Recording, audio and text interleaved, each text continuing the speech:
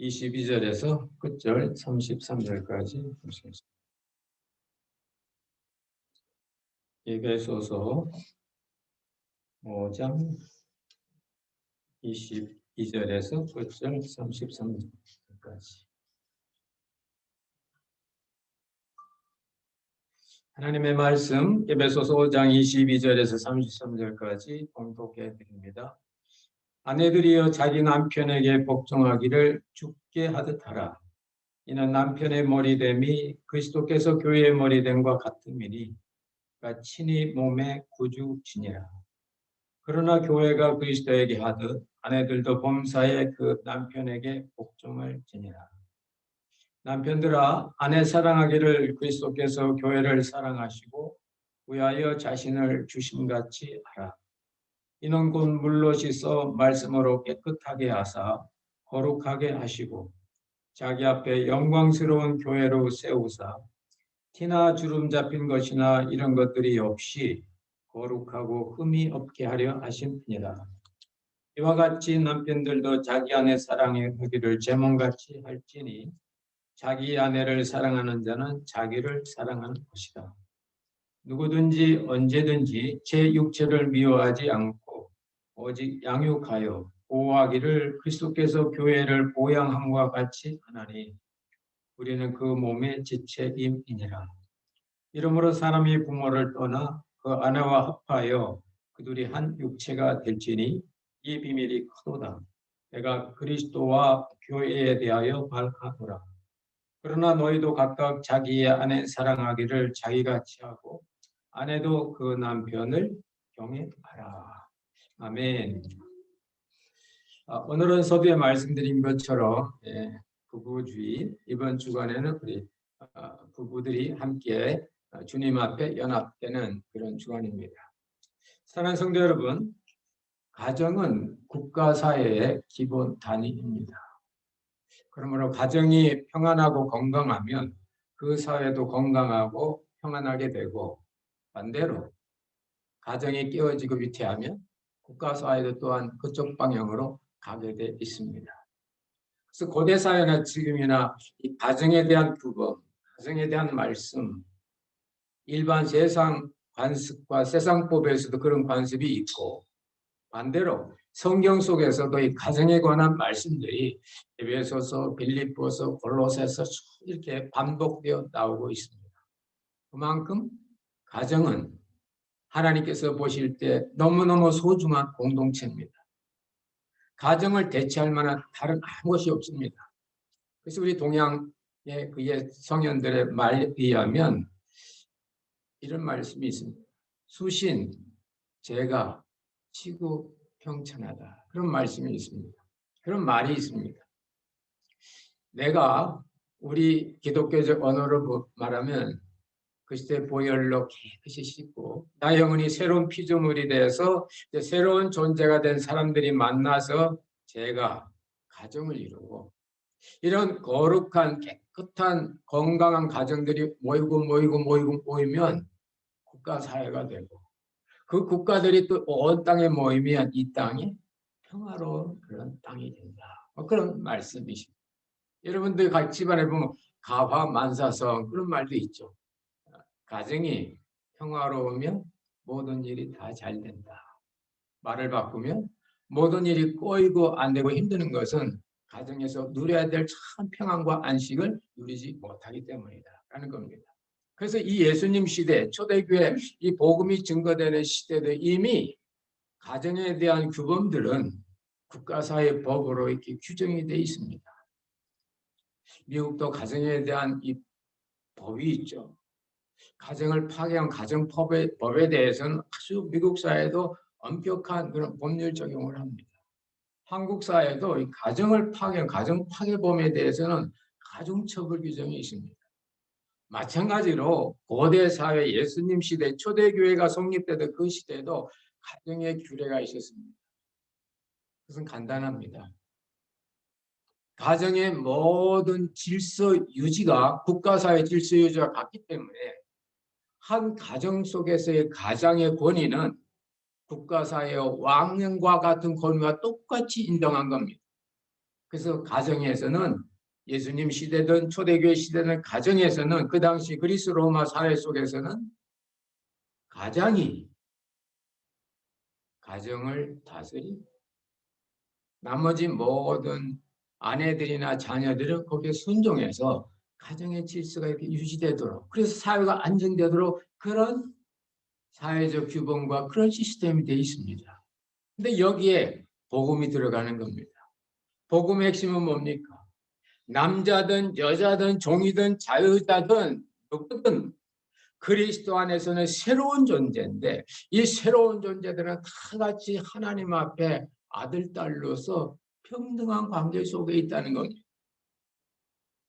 갈라디아서 3장에도 보면 여자나 남자나 다 그리스도 안에서 하나다. 하나다는 것은 높낮이가 없이 수평적 구조라는 겁니다. 그러나 당시 사회는 가부장적 중심의 수직적 그런 구조였습니다. 가부장의 물에 아내도 복종해야 되고 자녀도 순종해야 되고 따라야 됩니다. 그런데 교회 공동체들은 그것은 우리의 이전에 있었던 아담의 본성이기 때문에 그것이 아니고 새로운 존재가 돼서 우리는 다 사랑 안에서 그리스도의 보혈 안에서 다 수평적 구조 속에 있는 겁니다. 그러므로 당시 사회에는 가장 중심의 다스림과 복종의 그런 관계가 가정 규범이었는데 교회의 규범은 그와 반대로 그리스도의 사랑과 섬김으로 서로 도와주고 도움을 받는 그런 사랑의 공동체가 된 겁니다. 그래서 이 당시 로마 사회에서는 교회를 핍박한 이유 중에 하나가 그들의 전통적인 이 가정의 질서를 파괴한다는 겁니다. 이에 대해서 오늘 본문은 교회가 평등한 공동체가 그리스도 안에 새로운 존재들이 모이니 교회가 고인들로 구성된 그 가정이 어떻게 이 가부장적 사회 속에서 어떻게 복음을 전파하며 어떻게 천국을 누릴까에 대한 말씀드립니다. 첫째로 아내에 대한 권면입니다. 간단합니다. 아내들이요 자기 남편에게 복종하기를 죽게 하듯 하라. 자기 남편에게 복종하기를 죽게 하듯. 이 말을 들으면 뭘까요? 구원받은 초대교회 성도의 여성들은 새로운 피조물이 됐기 때문에 그들은 하나님의 사랑과 섬김으로 가정을 섬기기를 원했습니다. 그러나 당시 사회는 가장의 다스림에 복종해야 되는 그런 거였습니다. 그러니까 구원받은 성도들은 바울 사도님 우리가 배운 그 진리에 의하면 복종하는 게 아니지 않습니까? 다 같이 사랑과 섬기는 건데 왜 상하로 복종해야 됩니까? 거기에 대한 대답이 오늘 복종하기를 죽게 하듯 하라 그 말입니다. 뭘까요? 남편이기 때문에 복종하는 것이 아니고 남편 속에 계신 주님께 복종하는 마음으로 복종해라. 죽게 복종하듯 하라. 죽게 복종하더라. 그 주님이 누굽니까? 교회의 머리라고 몸의 구주시라고 몸을 구원한 사랑의 주님이라고 사랑을 받은 성도들은 그 사랑의 주님께 자발적인 헌신과 자발적인 복종이 나오는 겁니다. 그런데 남편 속에 주님을 보지 않고 남편에게 복종하려고 하면 자발적인 복종이 아니라 억지 복종이 된다고 말입니다. 그래서 그건 아니다. 자발적인 복종. 나를 사랑하시는 그 주님, 나를 위해 피 흘려주신 그 주님, 그 주님에 대한 믿음이 남편이 영접한 예수의 그 믿음이기 때문에 그 믿음을 보고 남편을 보고 복종하는 것이 아니고 남편 속에 있는 주님을 보고 남편의 지도에 따르는 것이 마땅하다. 할렐루야. 여러분, 여러분의 자녀들이 이런 부분에서 어떻게 이 교회가 남자나 여자나 하나라고 그랬는데 왜 성경은 남편이라고 복종해야 됩니까? 그렇게 말할 수 있습니다. 제가 학생회 다닐 때 당시 전도사님이 이 부분을 가지고 교회에서는 남성이 우인가 여성이 우인가 하고 학생들 사이에 이렇게 이 그룹 이 토의를 붙였습니다. 근데 그때 박관우라는 제 선배님이 성경에서 복종하라고 했으니까 무조건 교회에서는 여자는 남자한테 복종해야 된다고 얼마나 주장을 했는지. 그때 그 전도사님이 오셔서 복종해야지. 근데 주님께 복종하는 그 복종이다. 남편이랑 김 아무개한테 내가 복종하는 게 아니고 남편 김 형제 속에 있는 주님 때문에 복종하는 거예요. 그래야 그 복종이 사랑의 복종이 되는 거예요. 자발적인 복종이 된다는 겁니다. 여러분, 이 교회의 이 기록이 세대될 때 당시 사회, 일반 사회 속에 복종에 대한 언어가 두 가지가 있었습니다. 하나는 휴포사세스타이라는 말이고 또 하나는 휴파쿠엔이란 말인데 앞에 있는 말은 자발적인 복종이고 뒤에 있는 휴파쿠엔은 노예에게 요구하는 복종이에요. 우리 남자분들, 우리 이 젊은 부부들 오늘 이 줌으로 예배 드리는 혹시 남자분들 그러기에는 그럴 리 없지만 부인을 아내를 마치 자기 수하 사람 부리듯 복종을 요구하고 그렇게 하는 것은 성경적이 아닙니다. 오늘 복종하라는 이 말씀은 노예에게 쓰는 휴파쿠엔을 쓴 게 아니고 성경은 그리스도에게 복종하는 휴포타세스타이란 단어를 썼어요. 그게 뭡니까? 그리스도가 나를 위하여 몸바려 주셨으니 내 마음속에 주님을 사랑하고 주님을 위하고 주님의 말씀대로 따르는 것이 나에게 행복하니까 그 말씀에 자발적으로 따르고 싶은 그 마음이 바로 남편 속에 계신 주님이기에 그 주님을 보고 남편의 말에 따르는 거라는 겁니다. 몰라. 이미 2000년 전에 성경은 이걸 얘기하면서 교회 안에서 맞다 우리는 그리스도 안에 다 새로운 존재다. 다 남녀 평등이다. 다 같이 하나님 나라 간다. 오히려 초대교회 때는요. 남성 성도보다 여성 성도들이 더 왕성했습니다. 빌립보서도 보세요. 여성들의 이름이 나오거든요. 유오디아를 권하고 순두개를 권하는데 남자 이름 별로 없어요. 그 뭡니까? 초대교회 때부터 교회 안에 일을 많이 했던 그룹이 이 아내들 여성 그룹인데 그 그룹이 하나님 앞에서는 남자와 똑같은데 당시 사회 속에서는 남성 우의 가분장적 집의 복종의 관계 속에 있기 때문에 그 집의 복종의 관계 속에 걸리지 않으면서도 그리스도의 사랑과 섬김의 이 공동체를 이루는 것, 이것이 바로 복종하되 주님께 복종하는 마음을 가져라 그 말입니다. 신뢰가 나옵니다. 창세기 18장에 보면 사라가 아브라함을 주라고 고백합니다. 주라고. 베드로전서에도 나옵니다. 근데 거기 이렇게 보면요. 그 사라가 이제 그 아기 난다 그런 아브라함에게 천사 셋이 나와서 대접받고 이제 아기 난다 그러니까 사라가 웃으면서 아이고 내 주가 늙었는데 어떻게 그런 내게 낙이 있습니까? 그러거든요. 그 뒤에 바로 이어보면 여호와 하나님께서 네가 내가 늙었다고 힘이 없다고 생각하느냐? 하나님에게 불가능한 일이 어디 있느냐? 그때 사라가 깨달은 거예요. 아, 내가 남편을 늙었다고 하니까 그것이 바로 하나님을 늙었다고 하는 거였구나. 그래서 그 뒤에 보면 사랑하는 아들 이삭을 번제물로 모려서 갖다 바칠 때 사라의 이의제의가 없습니다. 왜요? 그 속에 계신 주님을 바꿔야 돼요.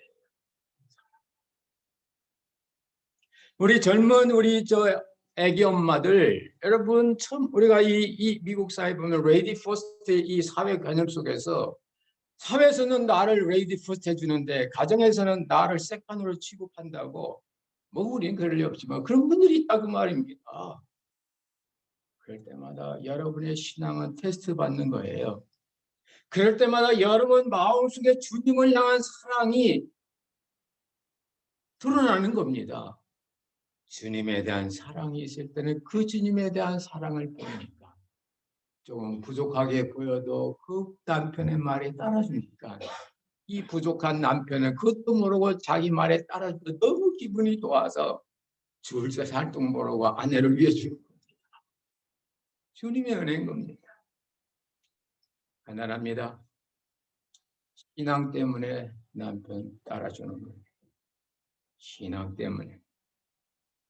나의 믿음 때문에 나를 사랑하시고 나의 구세주 되신 나의 머리 되신 주님이 저 남편 속에 있기 때문에 나의 주님이 그분의 주인도 되기 때문에 그분의 다스림 속에 남편이 있다고 믿기 때문에 오늘 이 말씀 아내들이여 자기 남편에게 복종하기를 주님께 복종하듯 하라 주님께 복종하듯 하라는 이 말씀이 우리에게 해답이 되는 겁니다. 그러나 당신 남성의 위에 그런 어떤 다스림의 그 로마 법에 저촉되지도 않고 그러면서 동시에 그들의 사랑과 공동체가 이루어지는 이 멋진 성도의 가정. 지금 이 사회의 대세가 뭡니까? 이 사회. 여성들의 파워가 얼마나 강한지 모릅니다. 남성들은 자리를 잃어버렸어. 이 시대를 보고 fatherless generation이라고 그러잖아요. 엄마는 있는데 아버지가 없어요. 실제 그런 히스패닉 계통분들도 아이들도 많고 아버지가 누군지 몰라. 이 시대가 그런 시대가 됐습니다. 또 물질이 힘에 가정의 물질에 다 쪼여 있어요. 모든 가치 판단을 물질로 하게 돼 있습니다. 이런 사회 규범 속에서 문화 속에서 성도들은 나를 구원하시고 나를 사랑하시고 지금도 나와 함께 하신 그 주님에 대한 믿음을 가지고 나갈 때 그 주님을 놓치지 않고 나갈 때 거기서 정말 건강한 가정이 이루어지고 그 가정이 주위의 가정의 어원이 돼서 이 사회가 건강한 사회가 될 줄로 믿습니다. 두 번째로 이제는 남편들에 대한 규정입니다. 남편들. 여러분 좋은 아내 되기가 쉬울까요? 좋은 남편 되기가 쉬울까요? 오늘도 우리 남편이신 분은 저 조장로님하고 저밖에 없는데 여러분 방송 들으시는 분들 한번 여러분 좋은 아내 되는 게 쉬워요? 좋은 남편 되는 게 쉬워요? 세임이에요? 어느 게 더 그러면 어려워요? 아닙니다. 그렇습니다. 좋은 남편 되기가 어렵습니다. 그래서 오늘 성경에도 보면 좋은 아내에 대해서는 구절이 3구절밖에 없는데 좋은 남편에 대한 구절은 7절입니다. 많다는 게 뭐예요? 하나님의 관점에서 볼 때 당시의 가부장적 남자들의 하는 행동이 하나님의 규범에 멀리 떨어져 있다. 그래서 규정이 많아졌습니다. 많아졌습니다. 아내들은 그저 주님만 발견하면 다 됩니다. 좋은 남편 되려면 많은 걸 하셔야 돼요. 첫째로 사랑하셔야 됩니다. 여러분 아내들 보고는 남편 사랑한 말이 없어요. 근데 남편 보고는 아내를 사랑하라고 해요. 왜 그럴까요? 여러분 당시 사회의 이 문장의 흐름으로 보면 아내들에게 너희들은 남편에게 복종해라. 주님을 발견하고 복종해라. 그랬으면 그에 대한 자연스러운 귀결은 남편들은 그러면 믿음으로 어떻게 아내를 다스려야 되나 이렇게 나와야 말이 맞는 겁니다.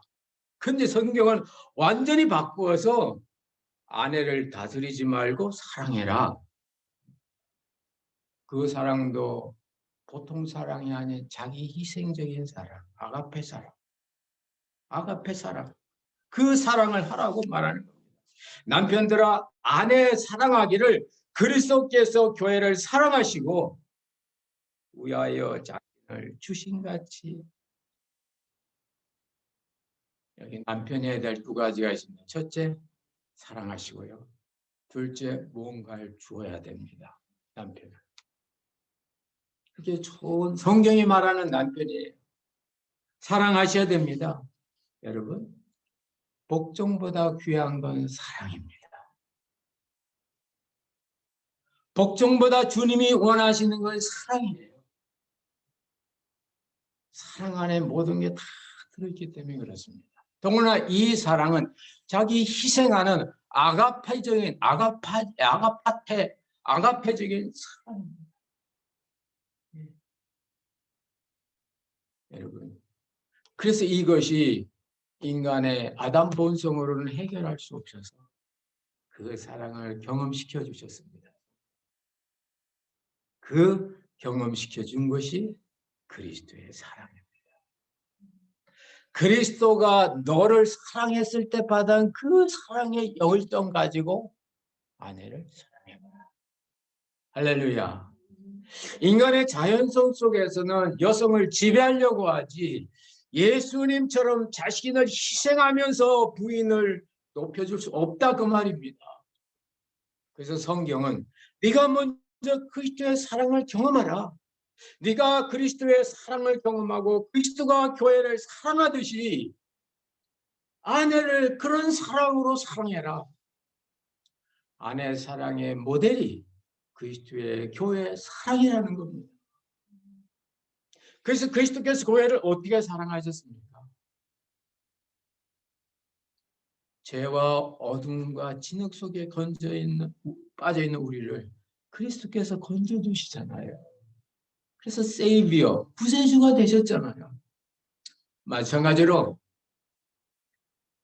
아내가 어둠 속에 있으면 왜 이렇게 어둡냐고 핀잔하지 말고 그 아내를 그 어둠에서 구해줘요. 구출해줘요.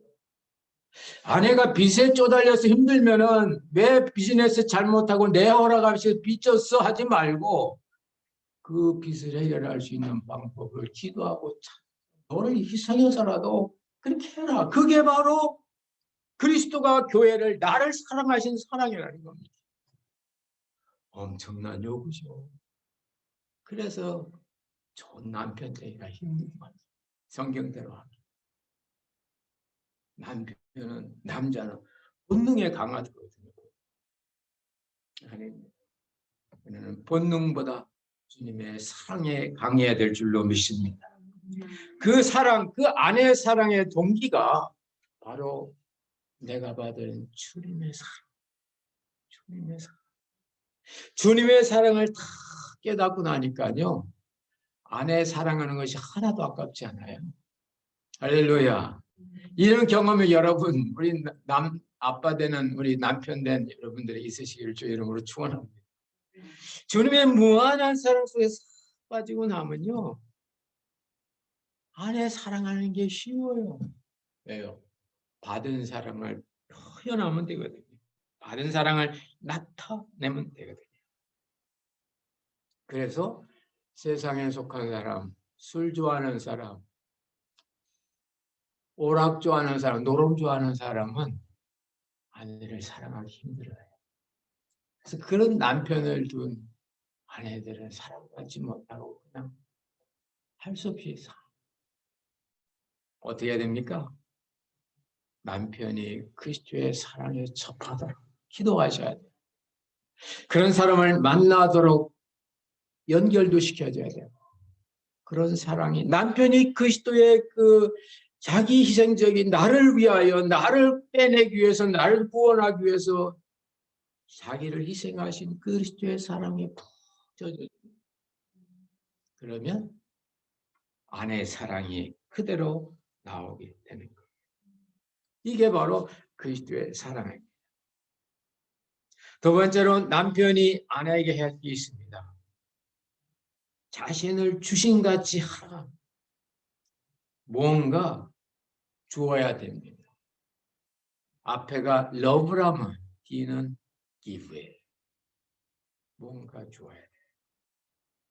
그는 네 몸이다. 아내는 네 몸이다. 하나다. 남편 된 여러분, 남자 된 여러분, 여러분 몸이 피곤하면 어떻게 하죠? 쉬고 싶죠? 아내가 피곤하면 쉬게 해야 돼요. 시원하게 해주고, 여름 되면 겨울에는 훈훈하게 해주고. 여러분 목이 마르면요 물 마시죠? 여러분의 몸이 아내기 때문에 아내가 목 타면요 커피도 마실 거 드려야 돼. 여러분 배고프면 막 먹죠? 여러분 아내가 영적이든 육적이든 배고프면 먹게. 그것이 바로 자기 몸을 사랑하는 조건이 없어요. 언제든지 차이가 없어요. 누구든지. 그래서 오늘 성경에 보면 누구든지 언제든지란 말이 꼭 나옵니다. 29절에 보면. 아내 사랑하는 건 때가 없어요. 언제든지 차별이 없어요. 누구든지. 대통령이라고 아내 사랑하고 목사라고 아내 사랑하고 뭐 운동선수라고 일방적으로 하고 그게 아닙니다. 누구든지 아내를 이렇게 사랑하고 필요한 걸 줘야 됩니다. 특별히 오늘 성경에 보면 물과 말씀을 주라고 그랬어요. 물은 생명이고 말씀은 힘이에요. 아내가 때때로 여러 가지 일로 자녀 일로 쇼핑 갔다 와서 힘 빠졌을 때 남편 아내에게 힘을 공급해야 돼요.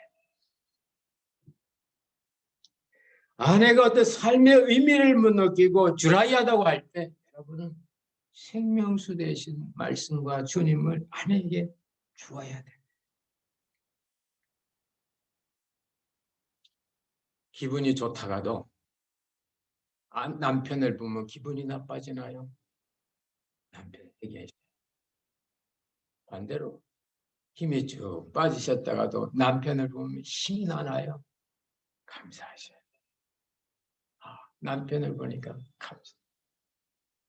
저희 집 옆집개가 주인이 없을 때 힘이 없다가 주인이 퇴근하고 돌아오면 얼마나 힘이 넘치는지 잔디바살 팽팽팽팽 막 돕니다. 그게 주인인 거예요. 그게 주인인 거예요. 그 사람을 보면 없던 힘도 생기고 기분도 좋아 활기가 되는 겁니다. 마지막으로 오늘 이 남편에게 주는 공고를 보면 티나 주름이 없게 하라. 그러면 티나 주름이 없게. 뭐 젊게 만들어라. 성형수술 주름살 펴주라가 아니고 마음의 거리낌이나 마음의 주름이 없게 하라. 다시 말씀드리면 아내의 품위를 떨어뜨리지 마라. 아내의 품위를 떨어뜨리지 마라. 여러분 신앙이라고 자처하면서도 이 기본적인 성경의 이 규범에 못 가는 분들이 많습니다. 저는 목사이기 때문에 목사님들 집에 이렇게 방문하다 보면 가끔 그런 거 이렇게 볼 때. 그러면 이분이 아직 예배소서에 있는 그 진리를 모르시네. 제가 아는 후배 목사님 한 분이 아무리 자기가 이게 원두 커피를 만드는데 거기 개미가 붙어서 그 좋은 원두 사다가 지가 본인이 직접 이렇게 뽀가지고 믹서기에서 탁 갈아가지고 이렇게 수증기 끓여서 이렇게 쭉 커피 내리는 거 있죠. 그 했는데 한 목사 이거 보니까 아주 깨끗해요. 근데 그 옆에 사모님이 그래. 우리 목사님은 목사님 장로님의 치면은 목사님 다 손수 커피 끓여주는데 나한테는 한 번도 안 끓여준다고. 나한테는 한 번도 안 끓여준다. 자기만 먹는 거예요, 자기만. 피곤하면 먹고 뭐 설교 준비하다가도 먹고. 아내가 자기 몸인 걸 아직 모르는 거예요. 둘이 한 몸 되라. 둘이 한 몸이다. 아내는 남편의 몸이다. 네 몸이 커피를 좋아하면 요구하면 뭐 마시게 해야지. 좋은 남편 되는 세 가지. 러빙, 기빙, 품위 유지. 아내의 품위 유지. 기억하시고.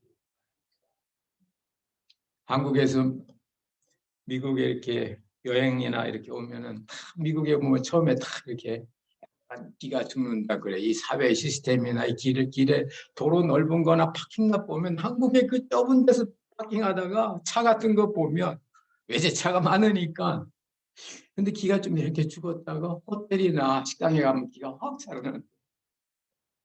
왜 살아나는 거 봤더니 호텔 방마다 있는 그 TV가 전부 LG거든요. LG TV. 한국서는 LG TV 뭐 그냥 뭐 싸구려잖아요. 근데 막 고급 호텔에도 보면 LG TV가 있는데 LG 보고 기분 좋았다고. 다음날 아침에 식사하면서 그 얘기를 많이 한다고 합니다. 좋은 남편 되시려면 LG를 생각하세요. Loving your wife, giving to your wife. 아내를 품위를 성장시키지 마세요. 아내를 평가절하지 마세요. 그게 성경의 교훈입니다. 그것이 그리스도의 가정을 향한 뜻입니다. 그러다 보니까 성도의 가정 속에 있는 이 아내들이 주님의 은혜를 남편을 통해서 받고 교회를 위하여 하나님을 위해서 살다 보니까 초대교회 왕성한 일꾼들이 이 여성들에게서 나오고 그들 가운데 훌륭한 신앙의 인물들이 나오는 겁니다. 이제 오늘 이 가정의 날 마지막 주일입니다. 다음 주일은 물론 5월이지만 이제 성령 강림 주일로 넘어가요. 3주 동안 자녀들에 대해서, 부모님들에 대해서, 남편과 아내에 대해서 말씀합니다.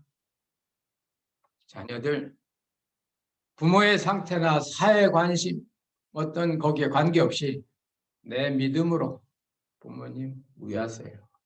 주 안에서 하세요. 주 안에서 공경하는. 자녀들은 또 부모님들은 여러분의 분노를 주님과 해결하세요. 자녀한테 떠넘기지 마세요. 지난주에 말씀드린 것처럼 자녀를 노엽게 하지 말아요. 연세 드신 분 때문에 젊은 자녀들이 화나면 안 된다 그 말입니다. 너희 자녀를 노엽게 하지 마세요. 네가 분노하고 화가 났으면 해지기 전에 풀어라. 그걸 자녀에게 전가시키지 말라. 세 번째, 남편과 아내들. 남편, 아내를 사랑하시고 다스리는 게 아닙니다. 사랑하시고 아내의 필요를 채워주고 아내의 품위를 지켜주고 아내들, 남편 속에 계신 주님 때문에 남편 말 따라주고 이렇게 했을 때 우리의 가정은 평화로운 가정이 돼요. 그 가정 속에서 자라나는 우리들이 마음껏 쑥쑥쑥 자라나서 장차 이 사회의 한 부분을 달성할 수 있는 좋은 일꾼들이 될 줄 기도하겠습니다. 하나님 아버지, 또 오늘 가정의 달 세 번째 주일 맞아서 아내와 남편에 대한 성경의 그 규범들과 말씀들을 한번 생각해 봅니다. 아내들이요, 남녀가 그리스도 안에서 평등하고 공평한 하나님의 자녀지만은 그러나 주님 때문에 나의 신앙 때문에 믿음 때문에 남편을 따라주게 하시고 남편들도 남편 아내를 다스리는 그런 사회 규범이 아니라 자기 희생적 사랑을 하는 아내를 사랑하는 아내에게 필요한 것을 공급하는 그리고 아내의 품위를 유지시켜 주시고 지켜주는 그런 멋진 남편들이 돼서 하나님 우리의 좋은 아내와 멋진 남편 속에서 자라는 우리의 이 세들이 건강하게 하여 주시고 영육간에 강건해서 장차 이 사회와 이 교회를 아버지 하나님 감당할 수 있는 큰 제목들로 길러 주옵소서. 역사하실 것을 믿사옵고 예수님 이름으로 기도드려옵나이다. 아멘. 하나님 아버지, 이제 오늘까지 또 가정에 대한 여러 성경적 원리들을 저희 들었습니다. 하나님, 듣고 아는 것 같아도 막상 하려고 하면 현실적인 문제에 부딪혀 잊어버릴 때가 많습니다. 주님 그때그때마다 주님 우리 인생은 주님과 동행하는 하나의 여행길, 여정임을 알게 하여 주시고 Life is journey. 우리 인생은 참 계속 길 가는 건데 오늘의 문제가 있지만 그 문제 해답은 오늘에 있지 않고 내일에 있고 때로는 10년이 지나도 그 해답이 안 올 때가 있습니다. 그러나 요셉이 이제 애굽의 형제들에게 팔려가는 이 슬픈 쓰라림의 경험이 7년 흉년과 1년 풍년 뒤에야 그것이 하나님의 뜻임을 느껴야 하는 것처럼 해답은 늦게 있을 수도 있어요. 하나님 문제가 있을 때마다 문제 당장 해답 구하려고 발버둥 치지 않게 하루하루 주어진 인생 믿음으로 뜨고 하나님이 주시는 해답의 때에 그 해답으로 말미암아 우리 인생이 평안하고 의미 있게 하옵소서. 하나님 아버지 귀한 예물을 더 주님께 드립니다. 주님 받아주시고 예물 속에 있는 믿음과 마음 위에 우리 하나님의 은혜와 축복이 넘쳐나게 주옵소서. 가정의 달을 지나가는 우리 열린교회 성도들 가정마다 충만케 하여 주시고 기도 제목들마다 응답되게 하여 주시고 우리 어린 자녀들에게 하나님의 지혜와 은총을 베풀어 주옵소서. 계획하는 모든 일들이 주 안에서 형통하게 하여 주시며 또한 저들의 삶과 저들의 마음과 저들의 육신적인 건강과 안녕까지 주님 책임져 주옵소서. 성령의 역사 함께 하시고 물질 통하여 주의 영광이 드러나길 원하옵고 이제는 교회 머리 대신 우리 구주 예수 그리스도의 크신 은혜와 하나님 아버지의 만극하신 사랑하심 보혜사 성령님의 교통 역사 충만케 하심이 가정의 달 특별히 이 부부 주일에 주님의 믿음을 갖는 아내들과 주님의 사랑을 실천하는 남편들이 되고자 다짐하고 가정을 이끌어가는 모든 주의 자녀들 심령 위에 이제부터 영원토록 함께 있을지어다. 아멘.